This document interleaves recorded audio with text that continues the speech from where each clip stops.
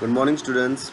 Today we are going to study a very important topic about economics.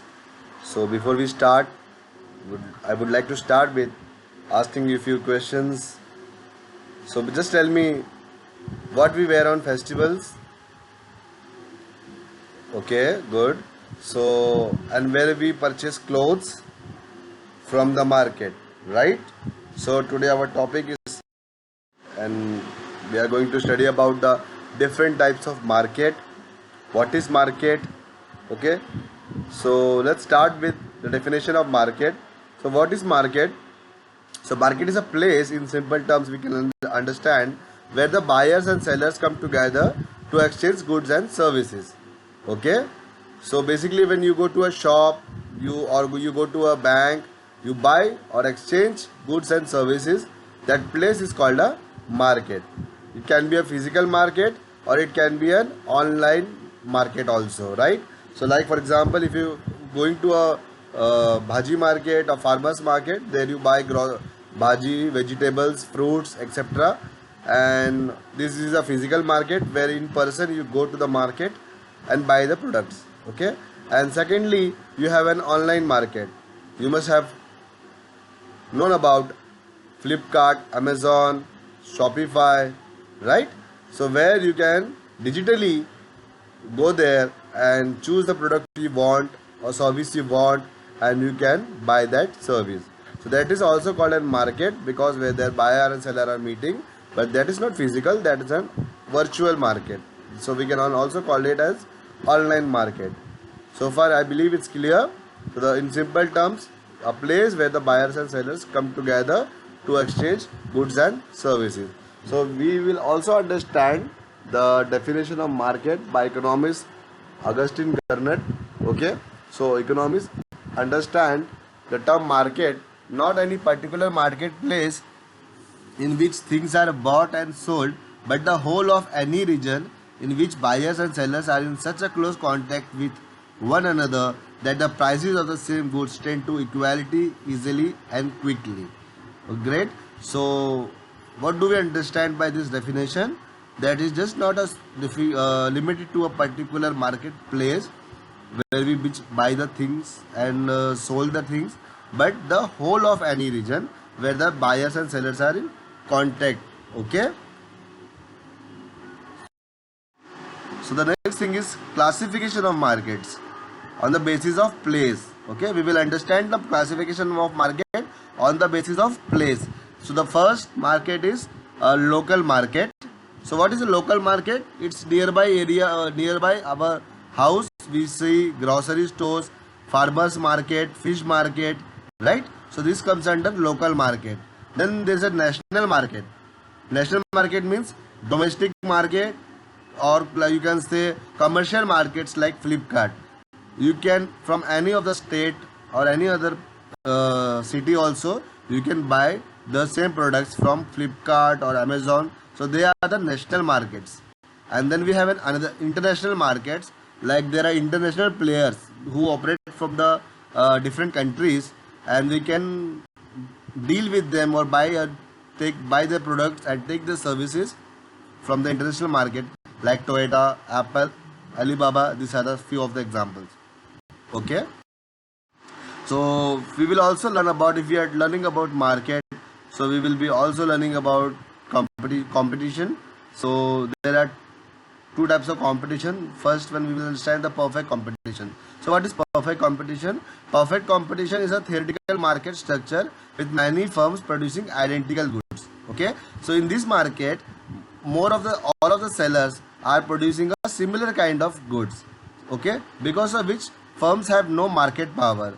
So there are number of sellers, so they don't have that much market power. They cannot influence the price of the goods, and mostly consumers are perfectly informed about the price and product quality, because the sellers are in large quantity. Okay, so there are no barriers to entry or exit. Any firm can enter the market freely or exit the market anytime. For example, if we for the understanding, the best example is sabzi mandi. We go, so there are many sellers, like for the potatoes, for the brinjal and lady finger, Okay, so the prices is uniform at all the places, so there is no chances of infusing the market or increasing the price. No such chances are there, and it is very easy to enter in such market and also exit. Okay, homogeneous product, as I've told you, the products which all the sellers are selling are of one same kind and type, and the basic thing is free entry and exit, no documentation or legal procedures or something. Single price, the price is uniform at all the places, and absence of transport cost, so it is rarely dealt in a nearby localities, so the transportation charges are not there. Okay, so far it's clear. If anybody is having any doubt, they can raise their hands and I will stop, and first we would like to clear the doubts, then only we will proceed further. So we are, the next thing is imperfect competition. Imperfect means which is not fair, that right? So imperfect competition exists one or more conditions of perfect competitions are not met. So I told you, when perfect competitions conditions are not fulfilled, then we will say imperfect. We know about, we have learned about perfect competition. What are the things? The same product, and they cannot influence the market, easy entry and exit.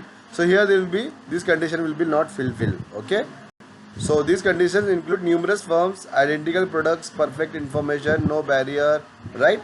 So this is the things which are not fulfilled in the imperfect competition. That we will also understand monopoly. Okay, so what is monopoly? What are the types of monopoly? Okay, okay, so private monopoly is there, like there are private group, big giants players are there in the market, we know, like Reliance Group, Tata Group are there. Then there are public monopoly. Okay, public monopoly which are under the control of governments. Okay, like railway is a government monopoly, you can say. Legal monopoly, the patents, there are various patents, signs and symbols which are registered by the company, which no other can use. Okay, so there are various patents, signs and symbols, branding which is legally registered, which no other company can use. It's called by the most of the brands is called legal monopoly. Then third is natural monopoly. For example, in many states, particular product is produced in a very large scale. We say natural monopoly. For example, wheat from Punjab. Discriminating monopoly means will not be fair or similar for all the people. For example, we can say all the doctors charge different fees, right? Not all the doctors charge same fees for the same treatment. Okay, so this is called discriminating monopoly. So what is monopoly? First we should understand before going through much in detail. So monopoly occurs when a single firm controls the entire market for a particular good or service. Okay, there are not more players, there are not more competitors, so they can manipulate, or they can, you say, influence the market. The monopolies can set the price and quantity of the good or service, giving them significant market power, right? So when there are no multiple players, they have the power to control the market and the price. Oligopoly, what is oligopoly? Is a market structure where few firms dominate the market. Okay, in monopoly there is only one firm, and in oligopoly there are few firms, not more firms but few firms. So these firms have a significant market degree of market power, allowing them to influence prices and compete with each other, right? So there are few firms which influence the market. For example, we can say automotive industry, airline industry, or telecommunication industry, right? So in like telecommunication industry, we have limited options like Jio, Airtel, Vodafone, right? And in airlines also, like we have very limited options. So this is called oligopoly. Monopolistic competition. So what is monopolistic competition? Is a market structure with many firms, each selling differentiated products. Okay, it is a market where each seller is selling a different product, not the same product, like perfect competition. This is monopolistic, where every seller is selling a differentiated products with similar but not perfect substitutes. For example, if you go to a restaurants, all restaurants are serving different kind of foods, household items, clothing also, right? So these are the few of the examples of monopolistic.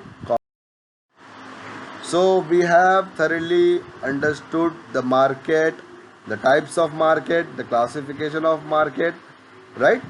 On various basis.